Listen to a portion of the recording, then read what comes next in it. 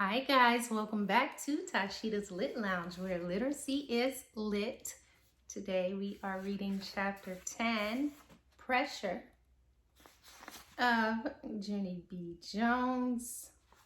Jingle bells, Batman smells, P.S. so does May. So we are on chapter 10, Pressure, Friday. Dear first grade journal, I keep thinking about May's present. I wonder what will happen when she sees the coal. I wonder what her face will look like. I wonder if she will learn a lesson.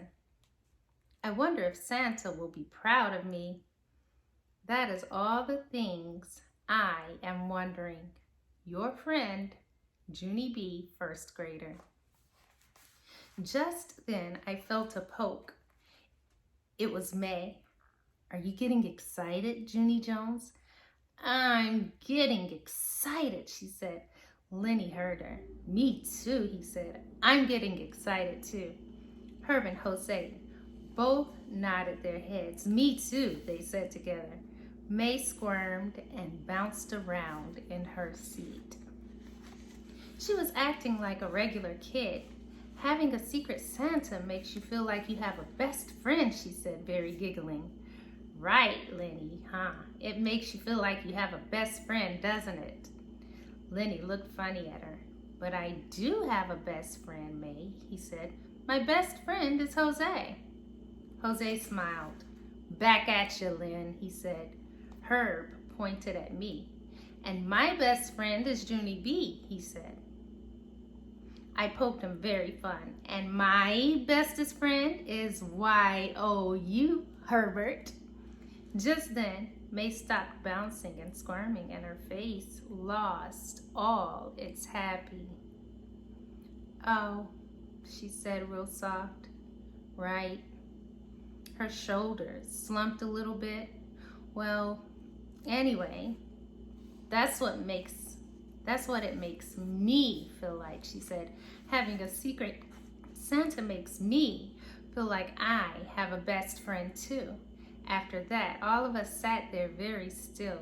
The mood did not feel happy anymore. Very slow, Lenny and Jose turned back around in their chairs. Me and Herb turned around too.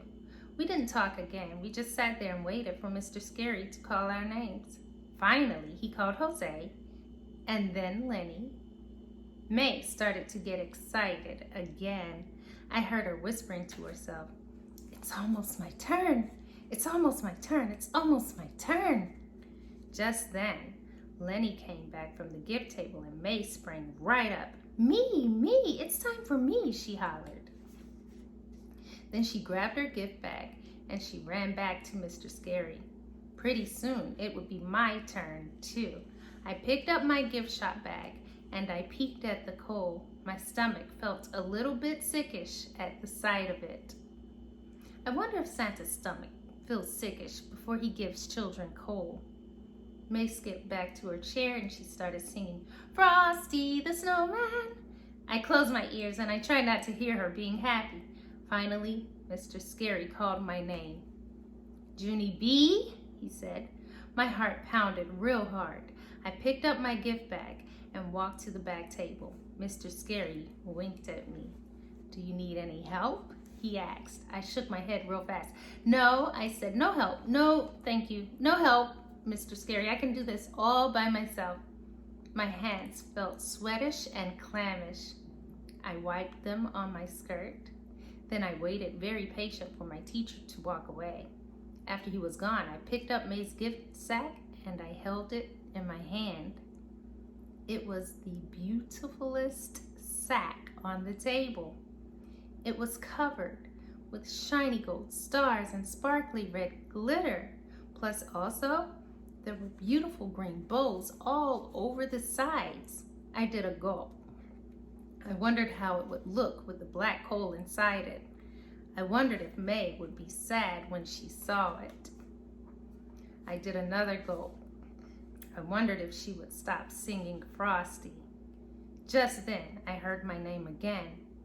Junie B, said Mr. Scary. Are you sure you don't need any help back there? Then, Oh no, oh no. Before I could even answer, I heard his feet. He was coming back to help me. I felt pressure in my head. There was no time left. And so, boom, I did it. I grabbed May's present out of my gift bag and I dropped it right in her sack. Then I hurried back to my desk, speedy fast, and I plopped down in my seat. I took some deep breaths. It was over, and that was the end. And that is the end of chapter 10.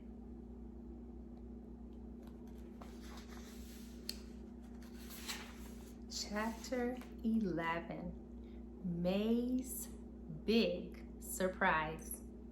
Room 1 went to lunch. I did not eat my sandwich. Also, I did not eat my carrot sticks. Because how can I even swallow stuff when my stomach still feels sickish? I kept thinking and thinking about what I did. Only it didn't even matter anymore because now it was too late.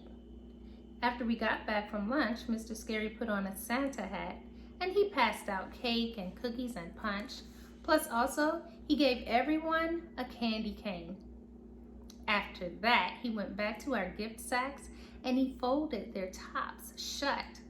Okay, everyone, this is the moment we've all been waiting for.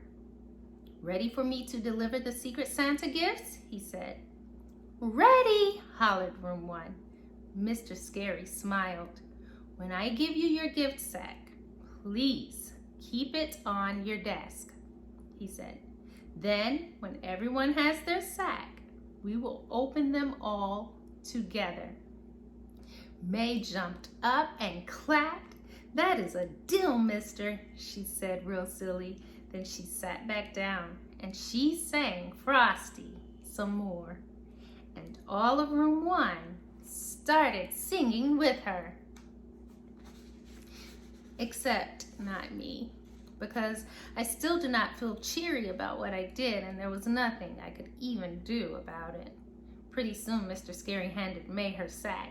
She stood up and skipped around her desk again. She was still belting out Frosty. I drummed my fingers on my desk. Okay, now her joy is actually getting on my nerves. I said to just myself. Finally, Mr. Scary gave me my gift sack too. Thank you, I said. Only I didn't actually feel that happy because May's gift kept staying on my mind. As soon as all the sacks were passed out, Mr. Scary walked to the front of the room and he beamed real big. Okay, everyone, when I count to 3, we'll open our gifts. Ready? He said. Ready, we shouted. Mr. Scary started to count. 1, 2, 3. Then, whoosh, all of the children pulled out their gifts at once, except not me again, and not May. Instead, she just stared into her sack and she sat there real frozen. Her face had shock on it. Lenny turned around to see what she got, but May didn't move. What did you get, May? He asked. What's wrong, huh? What's wrong? May didn't answer. Then Jose turned around too, and so did Herb and Sheldon and Shirley. What's wrong with May? They said. Is something wrong with May? May kept staying frozen. Finally, Mr. Scary came back to her desk and he bent down next to her. May, is there a problem? He asked, real quiet. May did a big swallow. Her eyes had a little bit of tears in them, I think. Then, very slow, she handed him the gift sack and he looked inside. His mouth dropped open at that sight. Oh, he said. Oh my, he gave it back. May looked up at him. I can't believe anybody would do this, she said real soft. Do what, May? Asked Sheldon. May breathed real deep. Then she reached into her bag and she pulled out her gift. Everyone gasped real loud. They could not believe their eyeballs, I tell you. They wanted to get their breath back. Then everybody started shouting all at once. The Squeeze-A-Burp! The Squeeze-A-Burp! Someone got May the Squeeze-A-Burp! That thing costs a fortune, called Shirley. Squeeze it, yelled Sheldon. Yes, squeeze it, yelled the children. May started to grin. Then she stood up kind of slow, and she gave that thing a squeeze, and ha! It burped beautifully. Room 1 laughed their heads off. Do it again! Do it again! Do it again! They shouted. And so May burped again, and room 1 laughed again, and they kept going on and on like that. Finally, May sat down for a second, and she fanned herself with her hand. I think I'm being popular, she said, very stunned.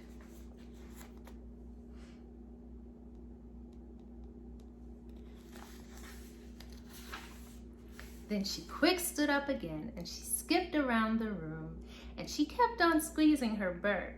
It felt happy to watch her, sort of. Also, it felt hard, because I really, really wanted that toy. That's why I wanted it real bad. Only it didn't even belong to me now, and it never, ever would. My gift sack was still sitting on my desk. I put it on my lap and looked inside.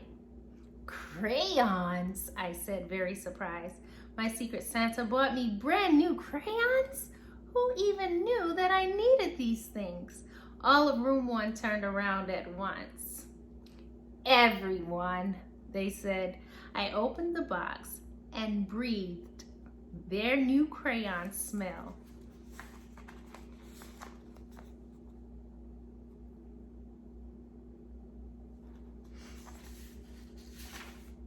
Then I lined them up on my desk and I smiled real happy, because Greenie was not a stubby and my Red's head was perfectly pointy.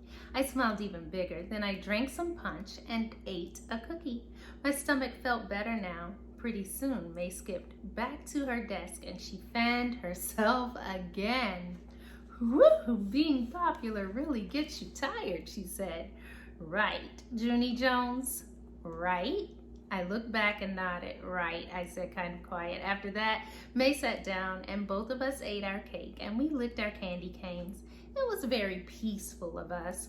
We were having goodwill, I believe. After May finished, she wiped off her mouth with her napkin. Well, I'd better get back to my skipping now, she said. I have a lot more burping to do before the bell rings.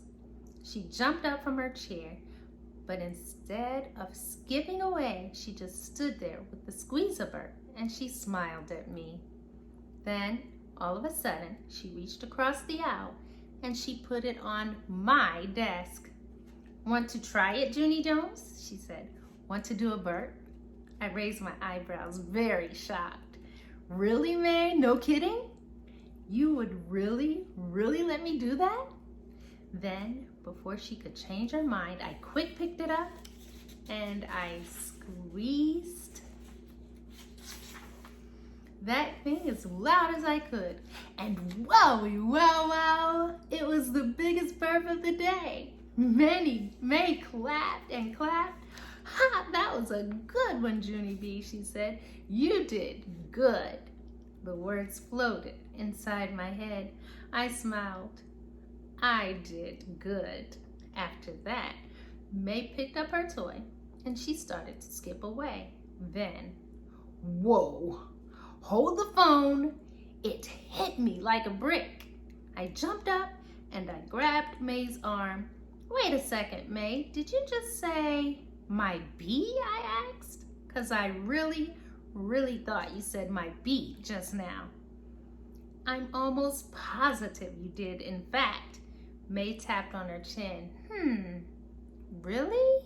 She asked.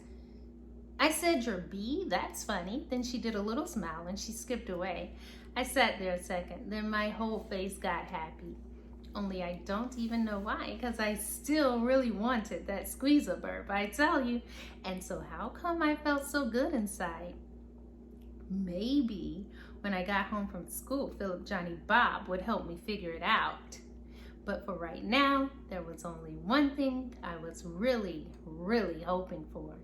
I picked up my new black crayon and I opened my journal. Dear Santa, I really hope that you were watching me just now. That's all I hope.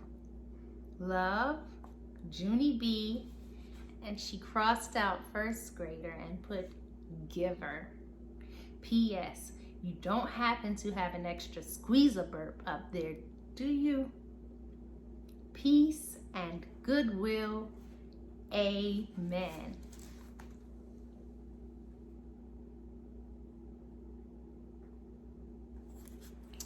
And thank you for listening to Junie B. Jones. Jingle bells, Batman smells, P.S. so does May. Thanks for listening, guys. I'll see you soon for our next holiday story.